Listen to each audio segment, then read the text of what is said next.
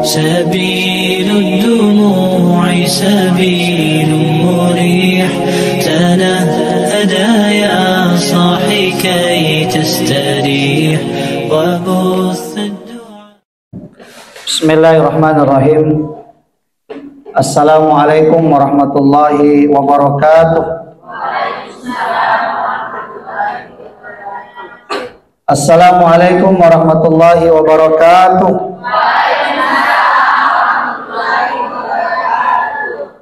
Alhamdulillah alladzi anzala sakinata fi qulubil mu'minin.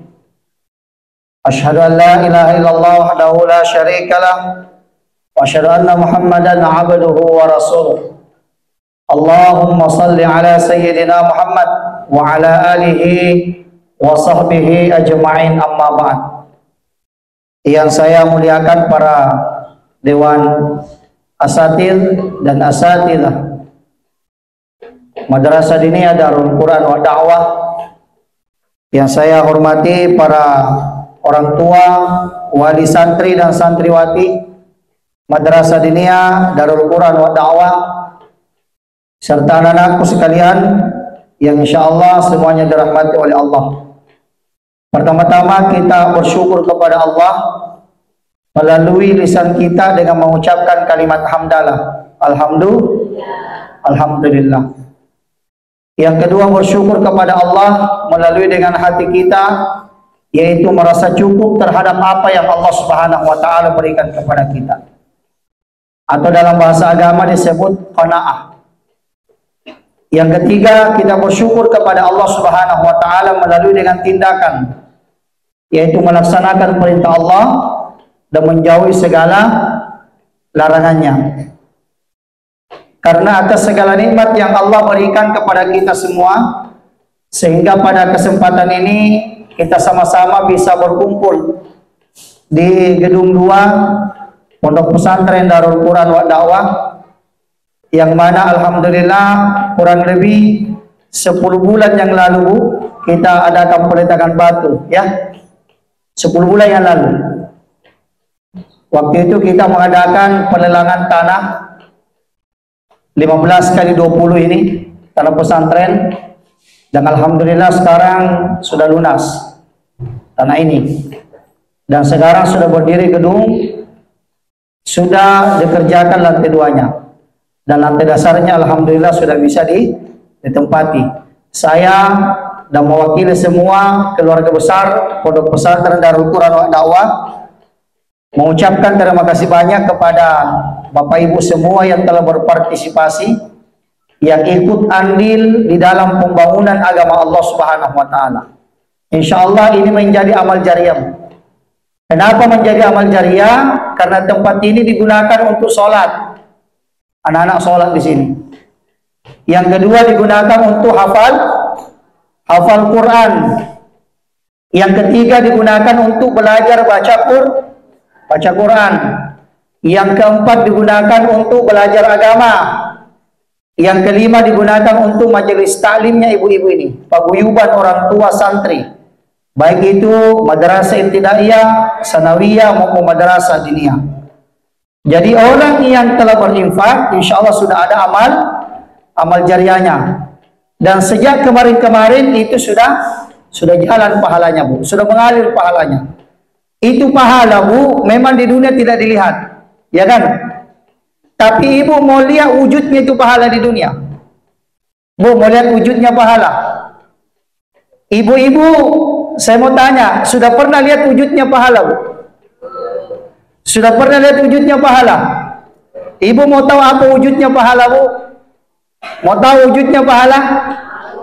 Mau tahu, Bu? Yang pertama, wujudnya pahala itu kesehatan. Ibu sekarang sehat atau sakit? Sehat. Itu wujudnya pahala. Jadi orang semakin banyak pahalanya, insya Allah akan semakin sehat. Semakin sehat. Yang sakit, insya Allah disembuhkan oleh Allah. Itu wujudnya pahala. Yang kedua, ibu mau tahu wujudnya pahala? Ibu bahagia? Bu, bahagia di rumah tangganya, Bu? Bahagia, Bu, atau sengsara? Sakinah atau sakinah? Sakinah atau sakinah? Hah? Sakinah. Kalau ibu sakinah, berarti itu wujudnya pahala. Ibu penuh dengan kedamaian, penuh dengan ketenangan dalam rumah tangga, itu namanya sakinah. Berarti banyak pahala. Kalau ada orang bu dalam rumah tangganya sakinah, berarti kurang pahalanya itu. Banyak-banyak pahala tak, kasih banyak pahala tak. Ya supaya apa? Supaya sakinah. Sekarang yang ketiga bu, mau lihat wujudnya pahala? Bu, mau lihat wujudnya pahala? Mau lihat ibu suaminya soleh atau tidak? Rajin sholat atau tidak? Rajin baca Quran atau tidak? Bu, suaminya soleh atau tidak? Soleh. Alhamdulillah, itu wujudnya pahala. Kalau ada di sini tidak soleh suaminya, perbanyak pahalanya bu, supaya suaminya soleh. Ya kan?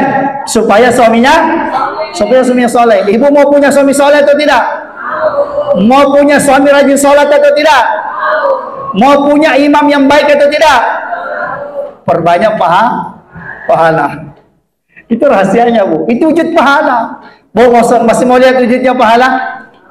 Masih mau lihat wujudnya pahala bu? Ibu anaknya soleh dan soleha atau tidak?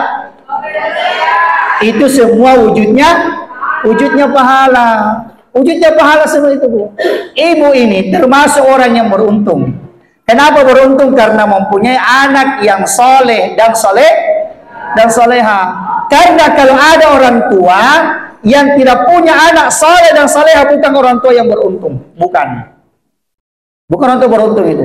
Tapi kalau ibu punya anak soleh dan soleha, mulai dari kecil dididik Quran, masuk di SD dididik Quran, masuk ke SMP dididik Quran, masuk ke SMA, semua dididik Al-Quran bu. Kata Al-Quran itu tidak bisa kita tinggalkan. Apapun cita-citanya anaknya ibu, tetap harus belajar Quran, tidak bisa tidak. Apapun cita-citanya anaknya ibu, tetap harus belajar agama. Karena belajar agama hukumnya wajib. Ada yang tahu hadisnya di sini bu? Ada yang tahu? Kalau ada yang tahu, ada hadiahnya. Naik haji bagi yang mampu. Mau naik haji bu? Mau pergi ke Makkah? Mau pergi umrah? Mau umrah bu? Daftar gitu dulu. Tapi ada doanya supaya cepat naik ke Makkah. Sebentar ku ajar doanya bu ya. Supaya cepat naik ke Makkah. Ada doanya, ada rahasianya, dan ada amalannya. Sebentar saya ajarkan doanya supaya cepat naik ke Makkah. Ya saya bu, selama mengamalkan itu doa, alhamdulillah, tiap tahun berangkat ke Makkah. Ya, tiap tahun berangkat ke Makkah. Bahkan 2-3 kali dalam setahun berangkat ke Makkah. Kenapa? Amalkan itu doa. Sebentar ku kasihkan itu doa. Bu, orang dulu kalau mau dapat di doa pergi bertarekat. Pergi bertarekat bu. Caranya bertarekat bagaimana? Mendatangi rumahnya ustadz, datangi rumahnya kiai. Bukan hanya datang begitu saja, tapi bawa ayam putih 1 pasang, kain kaci 3 meter, amplop tebal-tebal. Kalau saya tidak usah bi, ya kan? Cukup ku kasihkan ki hari ini. Ada hari ku kasihkan ki oleh-oleh dibawa pulang. Doa supaya cepat berangkat naik ke Makkah. Jadi itu anak bu, itu anak. Mulai dari kecil sampai besar harus dididik dengan Quran. Apapun dia punya cita-cita, mau jadi polisi harus dididik Quran, mau jadi tentara harus dididik Al-Quran, mau jadi dokter harus dididik Al-Quran, mau jadi pejabat harus dididik Quran. Makanya ibu-ibu ini termasuk orang yang beruntung. Kenapa? Anaknya masih kecil sudah dididik dengan Al-Quran. Jadi menuntut ilmu agama itu hukumnya wajib. Apa hadisnya? Ikuti. Bismillahirrahmanirrahim. Talabul ilmi faridatun ala kulli muslimin wa muslimatin. Ikut supaya dihafal supaya pulang nanti diceramai suami tak. Talabul ilmi faridatun ala kulli muslimin wa muslimatin. Itu hadisnya itu. Menuntut ilmu itu diwajibkan bagi muslim laki-laki dan muslim perempuan. Yang dimaksud di sini adalah menuntut ilmu agama. Jadi orang yang menuntut ilmu agama bu, hukumnya wajib. Bu, ada ulama berpendapat seperti ini. Dengar pendapatnya ulama bu. Kalau ada seseorang yang mendalami satu bidang ilmu tentang keduniaan bu, Dia dalami ilmu keduniaan ini, sedangkan dia abaikan ilmu Quran, dia abaikan ilmu agama. Semakin dia mendalami ilmu tentang keduniaan ini dan dia mengabaikan Al-Quran, maka dia akan semakin berdosa. Ada ulama mengatakan seperti itu.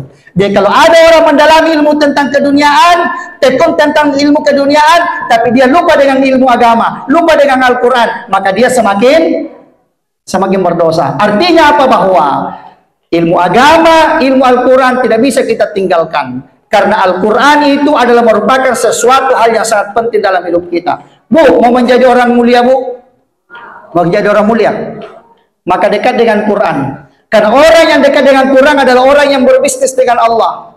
Orang yang berniaga dengan Allah, Bu. Jadi ternyata, Bu, ada bisnis manusia dengan manusia. Apa? Bisnis manusia dengan Tuhan. Bukan hanya manusia bisnis dengan manusia. Ibu berdagang di pasar, ibu membuka toko, ibu membuka kios, itu namanya bisnis manusia dengan manusia. Tapi ada juga namanya bisnis manusia dengan Tuhan, bisnis seorang hamba dengan Tuhannya. Kalau manusia dengan manusia berbisnis, Bu, masih ada potensi mengalami kerugian. Betul, Bu? Betul. Tapi ketika seorang hamba, seorang manusia berbisnis dengan Tuhannya, berbisnis dengan Allah Subhanahu wa taala, maka dia tidak akan mengalami yang namanya kerugian. Coba dengar ayatnya, Bu. Bismillahirrahmanirrahim.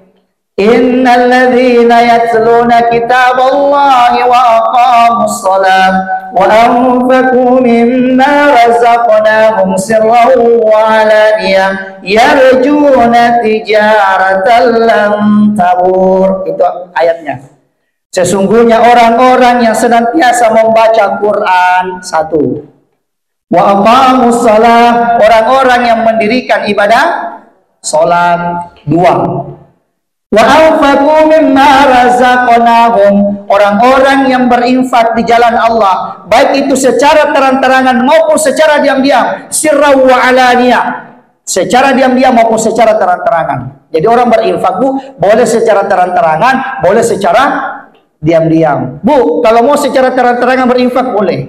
Bagaimana caranya terang-terangan berinfak? Mau tahu? Ingat dulu waktu kita lelang amal, ingat. Itu terang-terangan namanya. Bolehkah kalau seperti itu? Boleh. Sama kalau hari Jumat, pengurus masjid, panitia Jumat menyampaikan bahwa alhamdulillah ada sumbangan dari Bapak Abdurrahman 50 juta. Tidak masalah. Bapak Abdurrahim 60 juta. Tidak masalah. Itu namanya terang-terangan. Tapi boleh juga berinfak dengan cara diam-diam. Diumumkan di masjid, tidak mau disebut namanya. Yang disebut hanya hamba Allah. Alhamdulillah ada sumbangan dari hamba Allah 100 juta. Tapi yang hamba Allah yang sumbang 100 juta ini, Bu, nah colet temannya di bawah. Kau tahu itu hamba Allah 100 juta? Katanya ini hamba Allah 100 juta. Jadi ternyata orang yang berinfak baik secara terang-terangan maupun secara diam-diam, dua-duanya boleh. Ini orang-orang apa ini, Bu? Orang-orang apa? Tijaratan lan tabur. Orang-orang yang mendapatkan perniagaan yang tiada merugi. Coba, Bu, berniaga dengan Allah tidak akan merugi. Salah satunya tadi dengan cara membaca Quran. Kalau kita membaca Quran, Bu, maka termasuk orang-orang berniaga dengan Allah. Berbisnis dengan Allah. Kalau berbisnis dengan Allah, maka kita akan mendapatkan keberuntungan, Bu. Tidak akan mendapatkan yang namanya kerugian. Kenapa? Sebab itu Quran, Bu, adalah sesuatu yang mulia, ya kan? Coba kita lihat, Bu, ini Al-Quran. Al-Quran ini adalah kalamullah yang sangat mulia. Kalamullah, perkataannya Allah. Jadi Quran itu kalamullah, perkataannya Allah. Al-Quran itu bukan makhluk, Bu, tapi Al-Quran itu kalamullah. Al-Quran bukan makhluk, tapi Al-Quran itu adalah kalamullah. Al-Quran adalah kalamullah yang sangat mulia. Satu, bersumber dari yang maha mulia. Siapa yang maha mulia, Bu? Allah. Diantar oleh malaikat yang mulia. Siapa yang malaikat mulia yang mengantar? Siapa? Jibril. Disampaikan kepada Nabi yang sangat mulia. Nabi siapa yang mulia? Yang menerima Quran? Siapa? Nabi Muhammad. Dan orang yang mau menjadi orang mulia, maka harus berinteraksi dengan Al-Quran. Dan diturunkan di bulan yang sangat mulia. Bulan apa, Bu? Bulan apa? Bulan apa? Bulan Ramadan. Kenapa malaikat Jibril bisa mulia? Karena kemuliaannya malaikat Jibril sebab dia mengantar wahyu, mengantar Quran. Malaikat Jibril bisa mulia karena dia mengantar Quran. Kenapa Nabi Muhammad mulia? Kenapa, Bu? Karena dia menerima Quran. Kenapa bulan Ramadan mulia? Kenapa bulan Ramadan mulia? Karena diturunkan di dalamnya Quran. Jadi kalau ibu mau menjadi orang mulia, harus berinteraksi dengan Quran. Insya Allah menjadi orang mulia. Sama anak-anaknya, Bapak Ibu semua yang mengaji di sini, yang menghafal di sini akan menjadi orang yang mulia. Kertas saja, Bu, kertas putih satu lembar yang tidak ada tulisannya, kertas putih, Bu, kosong tidak ada tulisannya, bolehkah kita simpan di lantai? Boleh, Bu? Kertas kosong tidak ada tulisannya warna putih, bisakah kita simpan di lantai, Bu? Bisakah tidak? Bisa. Berdosa atau tidak? Tidak. Sekarang saya tanya, ketika kertas putih itu saya tulis Bismillahirrahmanirrahim, Alhamdulillahirrabbilalamin dan seterusnya sampai waladhdallin, bolehkah kertas putih itu yang saya tuliskan Al-Fatihah kemudian saya simpan di lantai? Bolehkah atau tidak? Kenapa tidak boleh? Kenapa tidak boleh, Bu? Karena ada Quran.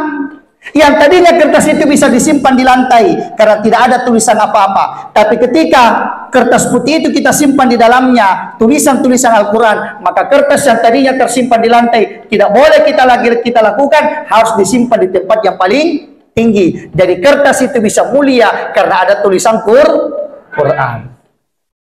Jadi logikanya, Bu, kalau ibu sendiri belajar Quran, ibu baca Quran, ibu mengamalkan Quran, ibu ajar Quran, insya Allah menjadi orang mulia. Mulia di mana? Mulia di dunia. Dan kemuliaan ini akan sampai kepada akhirat. Jadi ternyata ibu-ibu semua ini, ya, yang membuat mulia itu adalah Al-Quran. Makanya tadi saya katakan, orang yang berbisnis dengan Allah dengan cara yatsluna kitab Allah, dengan cara membaca Quran, maka insya Allah dia akan mendapatkan perniagaan, mendapatkan bisnis dari Allah yang tidak akan mengalami yang namanya kerugian. Oleh karena itu, ibu-ibu semua tetap memberikan semangat kepada anaknya untuk selalu membaca Al-Quran, selalu membaca Quran. Supaya apa? Supaya insya Allah senantiasa menjadi orang yang mulia, orang tuanya pun ikut menjadi orang mulia karena anaknya menghafal Quran. Nanti anak-anaknya ibu yang hafal Quran, yang baca Quran, yang mempelajari Quran, nanti di akhirat kelak akan memasangkan mahkota di kepalanya ibu semua. Kalau di dunia saja ibu meneteskan air mata, ibu merasa bangga ketika anaknya memasangkan mahkota di kepala, apalagi di akhirat. Bu, mau dipasangkan mahkota? Mau dipasangkan mahkota, Bu, sama anaknya nanti? Mahkota yang terbuat dari emas. Mau, Bu? Mau. Bisa gitu, Ustaz, kalau di dunia saya dipakai mahkota dari emas? Nanti di akhir akan dipasangkan mahkota dari emas. Insya Allah itu menjadi suatu kemuliaan bagi Bapak Ibu semua yang telah mempelajari Al-Quran, apalagi diberikan semangat untuk anak-anaknya belajar Al-Quran. Baik, demikian insya Allah mudah-mudahan ada manfaatnya. Mari kita sama-sama berdoa kepada Allah Subhanahu wa Ta'ala. Mudah-mudahan perjumpaan kita pada kesempatan ini membawa berkah bagi kita semua. Amin. A'udzubillahi minasyaitonirrajim. Bismillahirrahmanirrahim. Alhamdulillahi rabbil alamin. Allahumma salli ala sayyidina Muhammad wa ala alihi wa sahbihi ajma'in. Rabbana taqabbal minna innaka antas samiul alim wa tub alaina innaka antat tawwabur rahim waghfir lana warhamna innaka antal ghafurur rahim. Allahumma ghfir lana wa liwalidina warhamhum kama rabbawna shighara. Rabbana atina min ladunka rahmatan wa hayyi lana min amrina rasyada. Rabbana atina fid dunya hasanah wa fil akhirati hasanah wa qina adzabannar. Wa sallallahu alaihi walhamdulillahi rabbil alamin. Demikian insyaallah akhirul kalam, wabillahi taufiq wal Quran wa da'wah. Wassalamualaikum warahmatullahi wabarakatuh.